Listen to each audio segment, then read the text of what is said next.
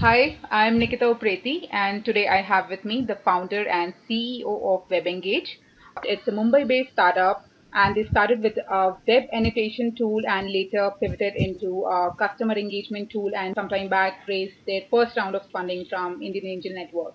So good to be with you, Ablesh. Hi, Nikita. Thanks a lot. It's a pleasure to be here with you. Right. So can we start with, why the pivot from annotation service to feedback widget? And what market insights prompted you to build something like this? Simple answer, we were running out of money. Uh, the company was self-funded back then, and we were trying to find multiple ways multiple ways to gain traction with WebFlipper. We did succeed to a great extent, but when it came to monetizing that product, it was a tad difficult. We spoke to some of those early adopters. We spoke to people as to what are those kind of features that we can build into WebFlipper that we can command a premium on, and that in effect made us realize that it was very difficult to command a premium in that domain because users who were using our product were always on the lookout for free tools. And in our experience, there were and we built in enough differentiators. We wanted to build a very different product, but then you on day one you never have all those, right? You always build it in phases, and what we had was very close to some of those existing offerings, and there was always this tendency. For people to keep coming back for different use cases and use the product. So we continued to build it. But then when it came to being able to ask a premium for some of those additional features that we wanted to build, it was very difficult. And we realized that monetization is a tall order here. We'll probably be able to do it somewhere down the line. Of course, with companies like Evernote being able to monetize their product, we knew that we could do the same. But unfortunate reality here is that it's a volume, and to gain to that kind of volume, you of course need money, which was not available for us, and we were running out of whatever cash we had, and we wanted to make the most out of it. So so the pivot, it's that simple, and the pivot was very gradual. We actually started making WebClipper for what we call as publishers. So initially, WebClipper, the annotation product, was targeted at end consumers, and then we said, okay, these are not the guys we can charge a premium from. So why not do a offering for publishers, for for content creators, people like yourself, people like HuffPost, and there's so many, right? So we start thinking of building a what we call as review tool. Wherein someone writes content and others review it in a collaborative way, and then finally end up with one draft, which everyone is on the same page with. Two things. Number one, there was a lot of excitement about it, but people were still not sure if they would end up paying for it. You were competing with the likes of Word, wherein things can be done offline in track changes and in a much better way. And there were so many other reasons why we said this is again not a viable option. It was much better than targeting consumers for monetization, but then still not big enough a market to address. So that pivot essentially led us to WebEngage. So we started going back to these people, asking, if not this, then what is that they want? We are building a feedback tool. So then that's where the whole feedback thing came into picture. If feedback, then what else? What all in feedback? There's so many guys who let you build feedback. You can build your own simple form, right? It's as simple as that. So we start thinking, what is there beyond the form, and what all can we potentially do in this space. That led us to one thing led to the other, and we started iterating. We iterated very fast. We moved on very quick with WebEngage. Took advantage of some early adopters that we had. We went back to them. We spoke to them on a regular basis, trying to find out what is that they find it good or bad in the product, and we made changes accordingly. The survey product was a very old idea that we always had, and it dates back to our experiences at Burke. Some of the cool things that we wanted to do there. This was one of them. And we said, okay, this is time. Maybe we can bundle it into the same offering, and portray WebEngage as the tool to collect customer feedback either passively or proactively. The passive feedback for us is the feedback tab that lies on your site. The proactive feedback for us is the short surveys that we power on, like, hundreds of websites. So what it has come out to be, today was of course not thought about 6 months ago. It has evolved. Some of our existing customers, they have been very, very close partners in getting us to this stage, and we continue to evolve. There are quite a few features that I'll talk about those. We continue to evolve, change on a regular basis. But going back to the original question, the pivot, because we found out that this is where the money is. That's it. So now focusing on WebEngage, how being a geek helps you or doesn't help you, being able to sell. Like, what sort of internal training did you go through to learn sales? All right, so there's no one thing that has worked, right? Like, I really cannot tell you this is one thing that worked for me. So yeah, so how many hidden trials did you go right. through? Like, I'll tell you what we did. So as someone who is very close to technology, we are currently a team of 5. We are all engineers. We all code. That's what our core job is. And by the way, I sell as well. When I started, and the first and the most intuitive thing that came to our mind was, building a demo on the product. So there are 2 ways to convey your idea, right? One is you go and you try and tell a lot of things to someone who is otherwise anyways not interested, right? I mean, nobody cares what you've done. So it would have been a real hard sell. What we instead did, because it was easy for us to do, we are techies, we find it really easy to build something on technologies. So we created an online demo app, so as to say, which was a very different application altogether. It took us a lot of time to build. But what we instead did was we built an app which would help us create a few demos for a prospect. We did that as an experiment, and it really worked for us. It really worked because not that people came hugging, but it was just it conveys the point one. It tells you that this is something interesting. Not only that, it also tells them that this guy has spent 30 minutes on their website looking at 5 pages, right?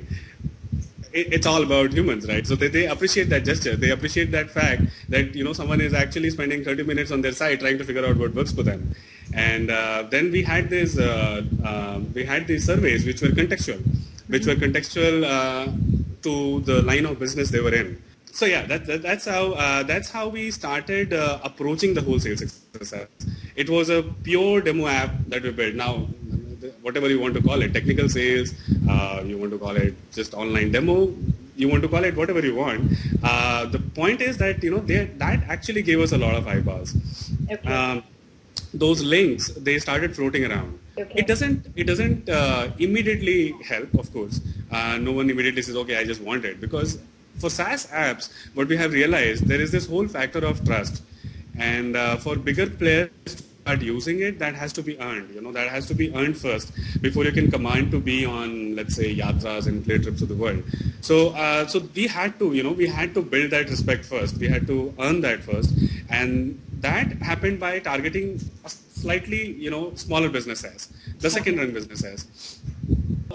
So that was the starting point. We built a demo app, and then we said, okay, this is working for us. We did a very set of personalized demos. We made sure that one URL is all it takes for you to try out those 5 demos for your site. And we made it look very good, very pleasant, and people liked it. They appreciated it. And that's how the whole, I would say, the sales cycle started here. We are all new. I had no prior selling experience. I had never sold a single thing. Just built products that I loved and did no selling at all. So this really helped. This helped in understanding your consumers, because at times you are generally, you generally have this tendency to just let it go if the guy on the other end is not responding. So I wanted to ask you, that what kind of rejections did you face in the whole process, and how did you handle it? Multiple. So many times, like people would say, the most common question that we even get asked today is, I can do this on my own. We have like 500 developers sitting out there. Why come to you? And it's easy to build on our own.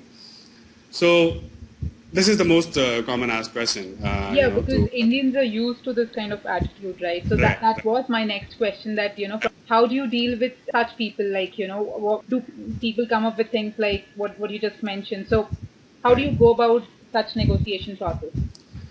See, ultimately, it's as I said, it's about persistence, it's about perseverance. If the other guy has decided that he's going to do it on his own, you can't change it, right? So in our case, we had enough USPs in the product which we would go back with. So for example, the feedback tab, it looks very simple, right?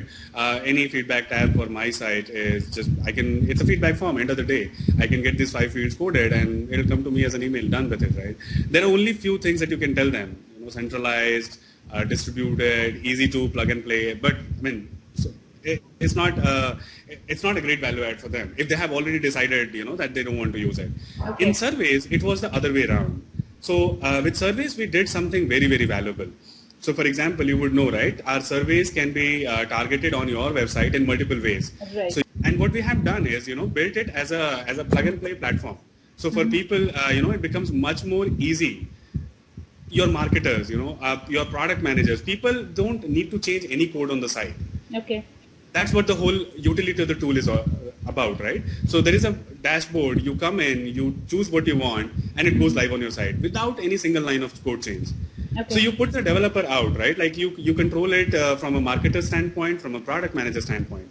And we actually put in a lot of focus in building the product like that.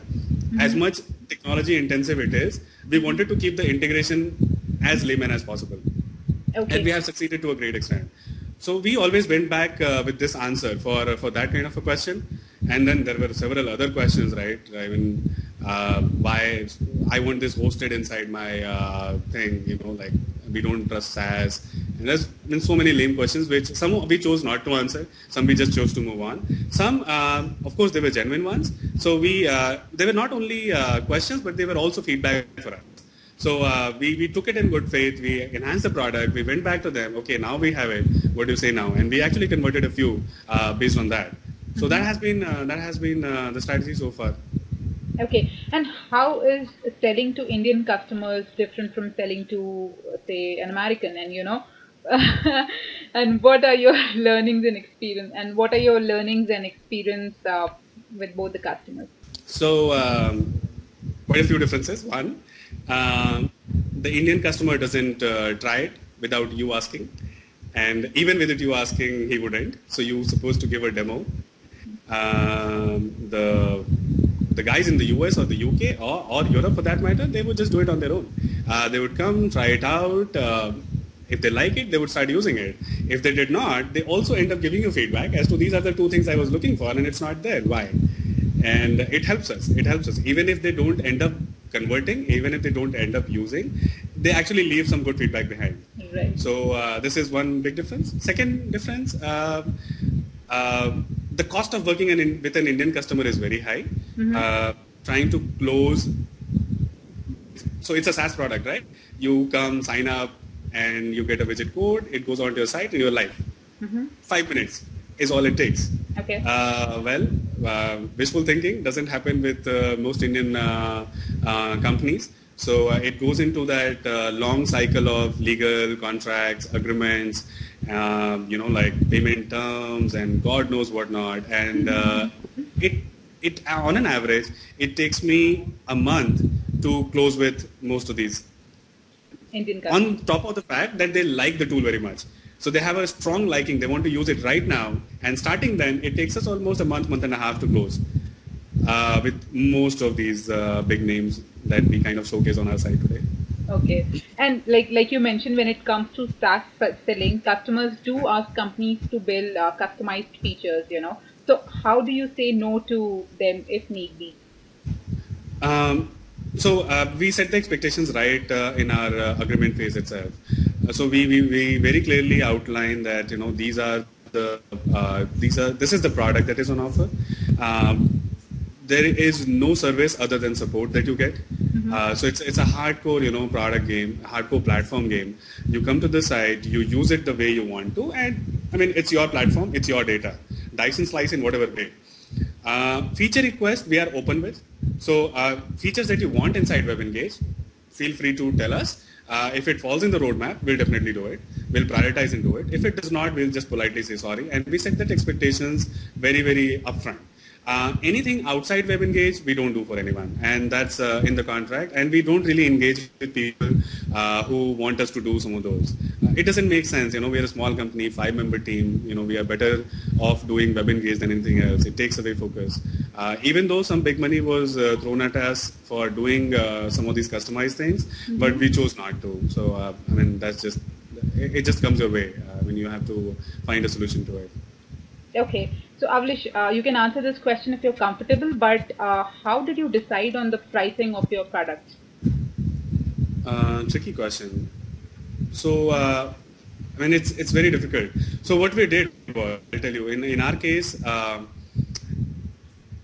there is no direct competition for a feedback plus survey tool. Like, you wouldn't find any. There's no one. So what we started doing was, we started building an umbrella product wherein we have these plug-and-play tools that your product managers and marketers can use and your sales guys can use. There are a lot of feedback tools. There are a lot of survey tools, both in isolation. And they have their own market. A lot of people use each of them in different ways. So what we said was we have to make a compelling product and price it as such so that the bundle looks cheaper than all these individual options available.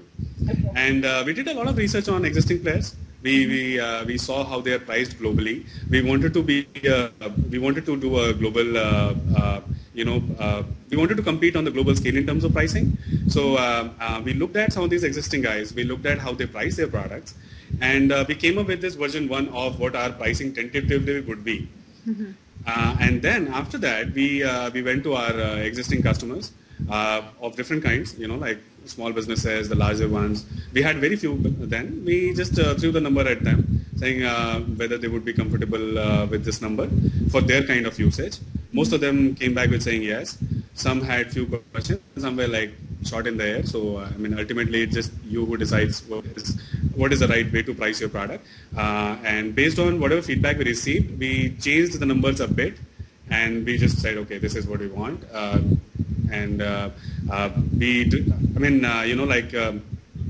We don't even know what is the right price for a product. People tell us, those we go to today, they would tell us you are underpriced. My investors keep telling me that we are underpriced. But that's what the whole play is all about. It's about a hardcore SaaS play, wherein it's about what the kind of value that you offer is huge, even with a $15 plan, with a $15 plan, and that's one of the reasons why we have gotten so much traction. We have seen people upgrade from the free plan to paid plans because there were restrictions on some of those survey responses and other features. And so when people see value, they automatically upgrade. But you have to keep the pricing sweet for them to do so. So we build slabs so that you feel comfortable with each particular slab, and they have been priced as such. So typically, if you would see. If you would look at some of those SaaS products, their pricing slabs are weird. So if you were a very small business versus a medium size, the cost of upgrade is huge. So if you are, let's say there was limit on number of administrators in your account to, let's say it was 10. In the next plan, the limit would be 100. So if the guy who wanted 15, for him, there is no choice. He just has to move to 100. Right. And the cost of doing so is huge. Right. But all he wants is, upgrade to this 10 to 15. So we, no product is perfect. No pricing model is perfect. But we try to be as close to address some of these, smaller issues so that we continue to be the de facto feedback tool for most online SMEs, smaller businesses who make money online. Right. So on that note, almost coming to the end of this talk, now, how do you plan to grow beyond the Indian market and scale this and compete with global players? Right. As an early stage Indian company, that's one big challenge that we face. That's one big task at hand for me and the team here. And there's no, as I said, again, I don't know the answer here, but we are trying several things to make inroads into the US market. And which is where there is a very quick adoption of a product. for obvious reasons, people are very open to trying it out and see if it works for them. So, it generally works for you as a product because there are so many people willing to try it out. You just have to be, known to them. And we have spent zero on advertising. We have spent zero on marketing. We will not. That's for a long time will not. So things that work for us is some of those partnerships that we have cracked. So BigCommerce, it gives us easy access to their 20,000 websites worldwide. Now, of course, not all of them are going to use it, but then it becomes one more channel of discovery for us. We have recently launched a WordPress plugin, and we were surprised by the kind of traction we have received through it. You automatically become discoverable on WordPress by so many bloggers who try to create new blogs every day or try to add things to their blog on a daily basis. Yeah. So we got exposed to WordPress, and it's been downloaded 90 times in the last 3-4 days. So that's the kind of small little things that we're doing. There's a lot of inbound marketing we do. We proactively blog on a lot of things, including technology. We rant about several things. So all those are helping us in getting some inbound traffic. And those who end up trying, they develop a liking for the product. Okay. So we'll continue to do this. We'll continue to use Facebook, Twitter, a lot of social media. We'll continue to blog. We'll continue to find partners. It's challenging. It's slightly difficult to do being here, but it's possible. It just takes some persistence. It's very much possible. And the one thing that works for us is the product has value. A demo is all it takes to sell it to anyone. So that is working for us, and I'm sure, moving forward, we'll just find some big partners in the US who will finally, end up being the channel of distribution for us in that market. That's what the plan is as of now. Okay. So on that note, thank you so much for talking to us. It was a pleasure talking to you, Avlesh. Thank you, Nikita. Thanks a lot. A pleasure. And I really look forward to host you here. Do let me know whenever you plan to. Sure. And for all the viewers out there, hope this helps. Do let us know your feedback on this talk. And for more interviews with founders, stay tuned to Plugged In TV.